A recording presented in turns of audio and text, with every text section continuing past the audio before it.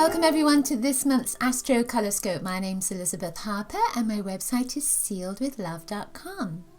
So in a moment I'm going to take some crystals from my crystal bag. I'm going to throw them into a group of 12 houses and see which houses want to be influenced by which crystals. I'll read the colors, the crystals and any other energy that comes with them for your star sign. I'll take a crystal from this bag as well. These are just beads, different colors in there and other different symbols as well. We'll see what other influences want to come up. And then I'll take a card from the Voyager deck, and the idea of this is that it's your own card and it's up to you to take a look at the card and see what most draws you on that card in this moment, and then ask yourself, what does that mean? What does that mean? So that will give you a little extra influence for your month ahead that's just for you.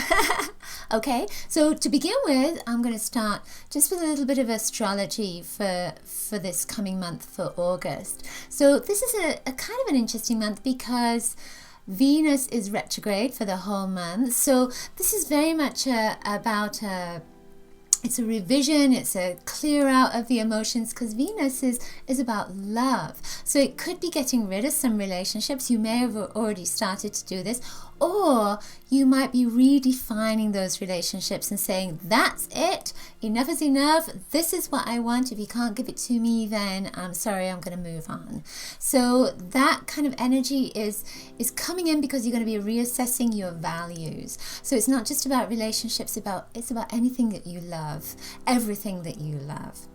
So also Saturn is moving direct, so it's going to be a little bit easier from the perspective of business and getting things organized in your life.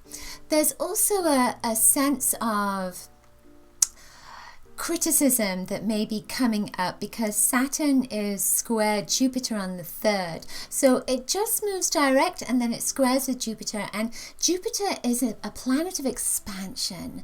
It's like everything is wonderful, and then Saturn is saying, hang on a minute, you need to be more organized, you need to be more stable, you need to be more strict, whereas Jupiter wants to go out and have a good time. So when they're squaring each other, it's almost like you have to, it's not that you have to stop, but you may stop and start looking at what it is you're doing in your life. And it might be about restructuring your business, particularly because I keep feeling like that Saturn energy is coming in around business. So with the Jupiter at square, it's stopping you from maybe spending lots of money and organizing yourself instead. It's that kind of vibe to it. On the 29th is a full moon. There's a new moon, obviously, which is on the 14th. The 14th is Leo new moon, and that's about creativity, and again, it's very emotional energy.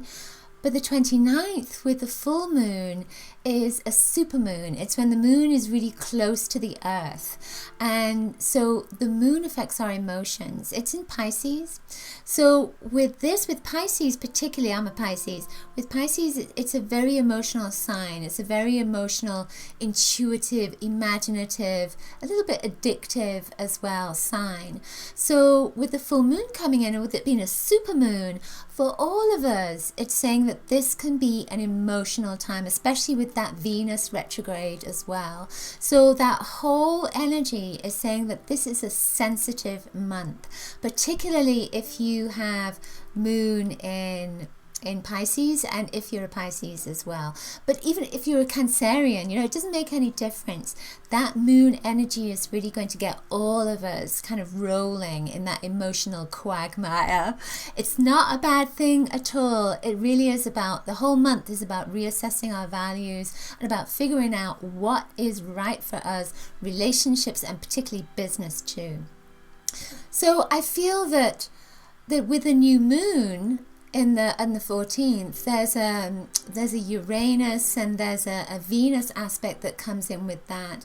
And that's again about relationships. But because of the Uranus, because of that kind of surprise element, it could be that you go against the grain. So it might be that people are saying, this is what you need to do. And you say, no, I'm going to do my own thing. And again, it feels like that is the theme for the whole month, is really finding your individuality, really going with what is right for you, what feels right for you, not listening to what other people say, just taking on their wisdom, but maybe just going with your own intuition. This is a very highly intuitive month, especially with that big full moon coming at the end of the month. Okay, so I feel like I'm out of breath there. So now we're going to move on to your star sign. Let's see what crystals come up for you.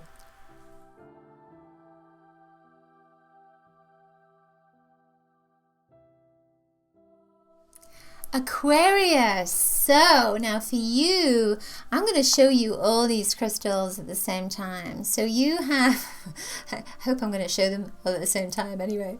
So you have, look at this, you've got green and white and green. So the aventurine, this is aventurine, this went into your third house. Your third house is communication, it's education. There's a value aspect to it. But it's mostly about patterns and the patterns that you've been creating in your life. With aventurine is a stone of abundance, a stone of wealth and prosperity. So I feel that in your third house, because it's such a lump as well, I feel as if you're finding some information, you're finding out what it is you want and where you want to go. There could be an educational aspect to this because it almost feels like you're going to be learning something and you're lumping it all in together. And this is going to help you in your future, for your success, for money, etc., etc. But this can also be about putting money in the stock market, putting money on the horses, putting money in the lottery, etc. It's almost like a sense of you putting a lump sum somewhere, but you have information rather than just blindly doing it. So it probably isn't the lottery, but you have information, and that information helps you to make the decisions. And it's very much about your success and your wealth and your abundance and money coming in. So this could very well be about putting a lump sum into a stock market or into a savings account.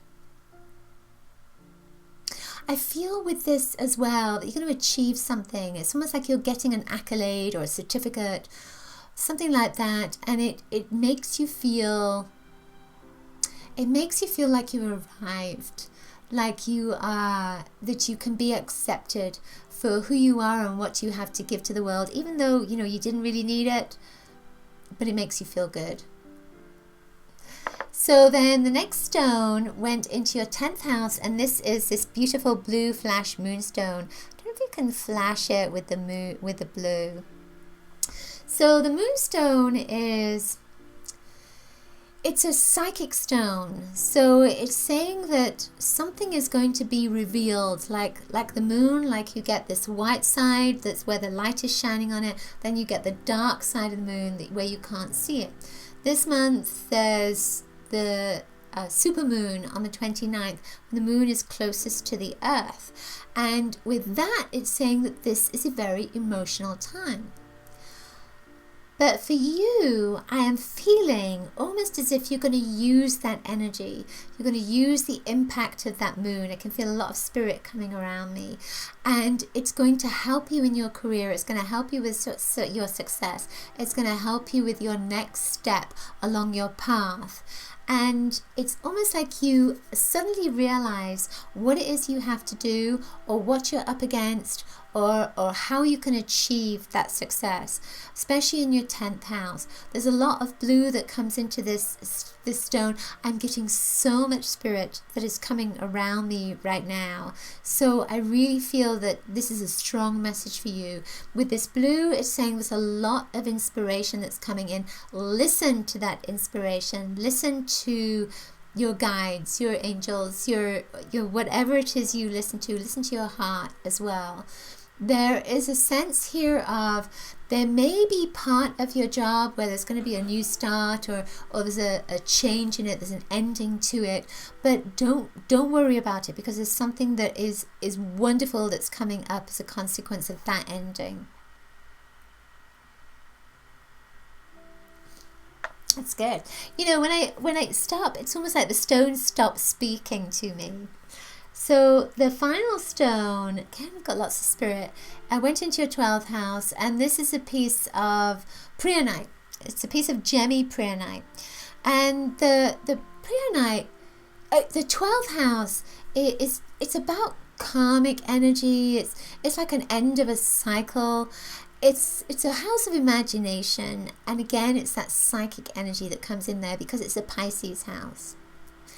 Then we have the preonite, and preonite can help you to, it's almost like find the answer to a question that you've been looking for.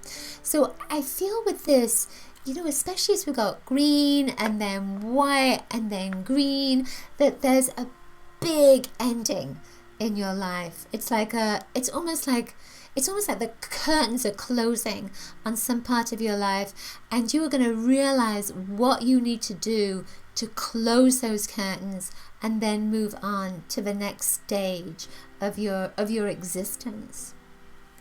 The bead that came up is this lovely alexandrite, and it's lilac, and it turns to blue in a certain light, and this is saying that your angels are with you, but it's also saying that, especially with the violet and the green coming in, there is so much change for you this month. There really is, and it's not all external, it's internal as well. Much of it is karmic, so you might find yourself coming up against situations, experiences that you've had before, and it's like, oh my goodness, not this again. But it's part of that cycle, and you're going to move through it with flying colors by the looks of things.